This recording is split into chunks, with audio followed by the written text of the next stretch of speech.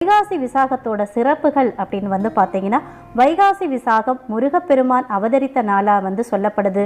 27 நட்சத்திரங்கள்ல விசாக நட்சத்திரத்துக்கு மட்டுமே பார்த்தீங்கன்னா தனி சிறப்பு இருக்கு. இது 6 நட்சத்திரங்களை உள்ளடக்கிய நட்சத்திரம்.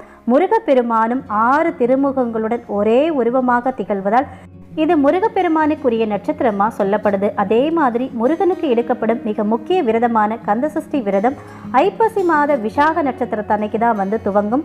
விசாக நட்சத்திரத்தோட சிறப்புகள் அப்படின்னா, ஜோதிட ரீதியா விசாக நட்சத்திரத்துக்கு உரிய அதிபதியா விளங்குபவர் குரு பகவான். வீரம், வீடு, மனை, வாகனம், வேலை, திருமணம், குழந்தை பேரு, உறவுகள், செல்வம் இதுக்கு காரணமானவர் செவ்வாய். செவ்வாய்க்குரிய தெய்வமாக இருக்கிறது முருகப்பெருமான். குருவிற்குரிய விசாக நட்சத்திரமும் செவ்வாய்க்குரிய தெய்வமான முருகனுக்குரிய தினமும் ஒரே நாளில் இணைந்து வருவதால் வைகாசி விசாகம் தனிச்சிறப்பு வாய்ந்த நாளா கருதப்பட்டுட்டு வருது. 2023